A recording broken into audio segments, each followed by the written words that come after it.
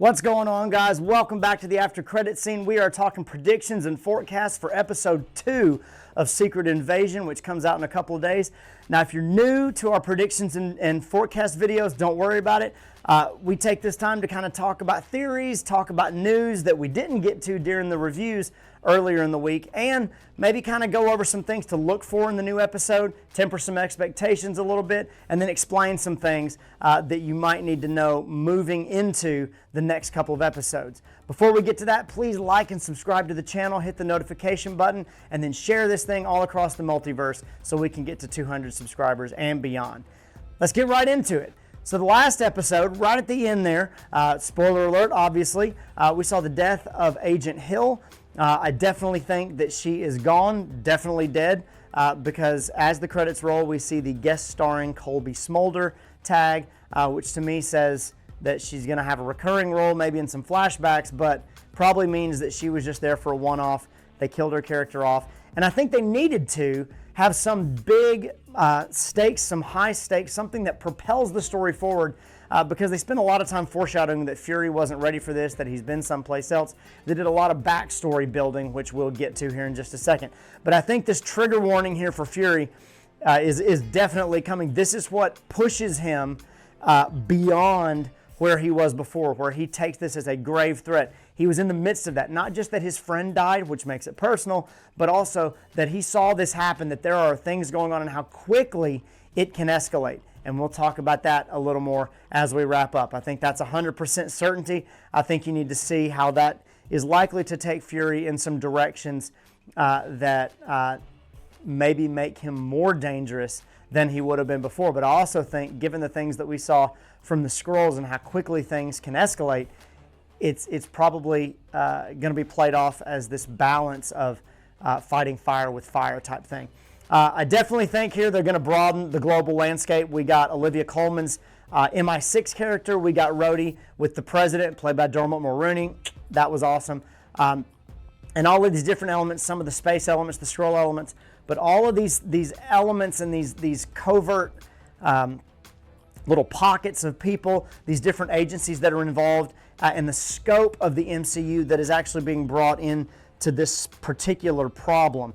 I think this show is going to do a really good job of feeling like a broad MCU-wide event, but it's going to be able to focus in and make it small with regard to the story it's telling, which I think is probably going to end up being a very good spot for Disney and Marvel TV to land. They did a really good job with that with Moon Knight. It was a very global story that centered on a particular person and a story. They did the same thing with Loki, and that seemed to work really well as well. But when they make the story small and the universe small, it feels like it's its own little thing, and it doesn't actually connect until they make the crossover with these characters in the movies. And so I think this show has the potential to really do that well. They gave you a lot of backstory with regard to S.W.O.R.D., how that became a thing. You know, they didn't say S.W.O.R.D., but they did talk about the Saber Station, which is a better explanation and some more definition compared to what we've gotten in the past. So I really think they're going to broaden this landscape, particularly in episode 2. That's a pretty easy one to come across because how can they not? Although I'm 90% certain of that because Marvel has been known to kind of take a detour and give us something else that they then bring together in episodes 3 and 4. Looking ahead, episode 4 in most of these shows tends to be a pretty high caliber episode, but given that this is only a 6-episode run, I would imagine episode 3, the end of episode 3 running into episode 4 is going to be where the big twist or some big element that we haven't gotten to yet is going to pop up. 60% certainty here that the mystery here with Gaia deepens. They really loved in this first episode playing off, you know, is she fully in with Gravik, or does she have feelings and allegiances to Talos and Nick Fury and all of these things? You know, if you think back to Captain and Marvel, Fury and Marvel and some of those guys were the ones that saved her and her family. Have those allegiances run shallow and run dry, or is she playing one side against the other, perhaps both sides against the middle, with her own ideas and her own priorities in mind? I think they're going to stretch this out as long as they can because it makes for a good story. And Emilia Clarke is an awesome actress and does a really good job of making you feel for her and be endeared to her and her character and her person, while at the same time being able to kind of get her hands dirty over here in these areas with characters like Gravik and those kind of things. In that regard, and as a juxtaposition to the road that I think Fury is going to go down, I think we're going to see the internal conflict with Talos worsen. And I think this is going to really cause some problems between Fury and Talos. Maybe not that one goes to the other side or they have to fight against each other, but at least that Talos goes off and tries to solve it in his own way. Maybe he has to have his own storyline here where he realizes either that Fury is right or that Fury has to realize that there's a better way to do this and he has to gain some of his compassion back. One of these guys is going to learn a big lesson in the episodes to come. But Talos saying, we don't need to kill anybody. These are my people. We need to try to work for peace is going to have some long-lasting consequences, whether it's between the relationship between these two guys or if it pushes some Skrull factions even further to some violent ends, I think is yet to be seen. Something we didn't get a lot of, but I think is really coming, is where these sci-fi elements of this show start getting an uptick. You know, we saw where the Skrulls are trapping people, capturing their minds in these very sci-fi-esque contraptions. There's a lot of sci-fi tech involved in this, not just with them, but with some of these sword guys that have, you know, some updated tech as well. You got to remember, we're a year or two into the future when it comes to the MCU. They're a year or two ahead of us, so it's quite plausible that we've got some technology here that we haven't seen and that they can kind of play with. But the Skrulls definitely have some alien tech and some things that we are not aware of, and I think that's something that's going to set this show apart from other spy dramas and thrillers and things, is that it has these, not just an MCU take on it, but these sci-fi elements that make it a little different. You get shows like some old shows like Fringe, different things like that, X-Files, that are spy thrillers but also have these sci-fi elements to them, and they really play really well. And so I think there's going to be some of that's really going to be fun to watch and fun to explore if they do it well. Getting down here towards the end, I think these Skrull mysteries, what they're doing, how they're doing it, why they're doing it, are really going to crank up.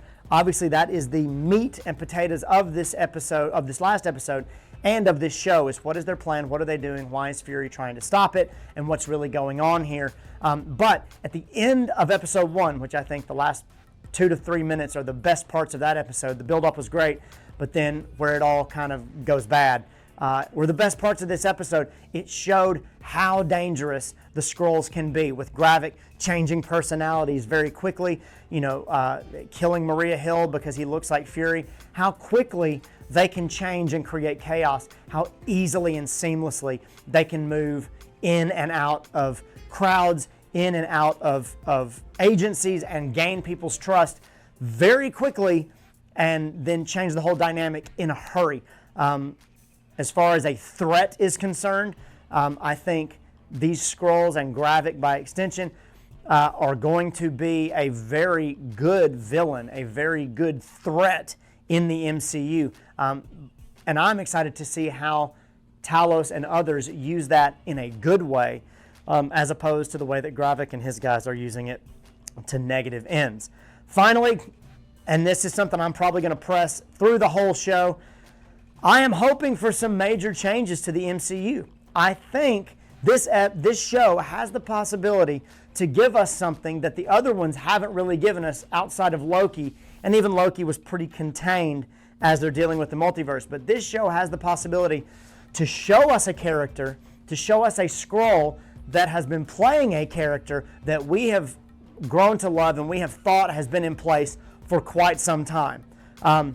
That could be what they do with Maria Hill. That might be a way they bring her back, that it's not Maria that actually dies, it's somebody else that was playing, you know, a Skrull that was pretending to be Maria so that they can hide somebody. Maybe Fury's playing the long game. There's a bunch of things they can do here, but I think Maria's gone. I hope that there's something else that could happen here that could take the MCU in a direction where you go, oh, I want to go back and rewatch those because it wasn't them, or when was it them, and how to know who it was and when they were and who they were could be a really fun exercise in some of these shows. And then moving forward, not knowing who to trust and being able to just use that at a moment's notice adds this whole other layer of mystery and excitement to the shows and to the movies. But you'll notice that I have a 10% confidence mark in this idea, because it's a lot easier for Disney and Marvel to keep this as a self-contained story. I think them pulling, pushing the button, pulling the trigger on something that huge to where their movie fans and then new fans that show up have to go back and get a Disney Plus subscription, or where the movies have to take 5 minutes to explain something that was in a movie or a TV show that wasn't there before, and somebody has to go, oh, well, it was this and it was that and there was these things, has the potential to lose fans, has the potential to lose viewers.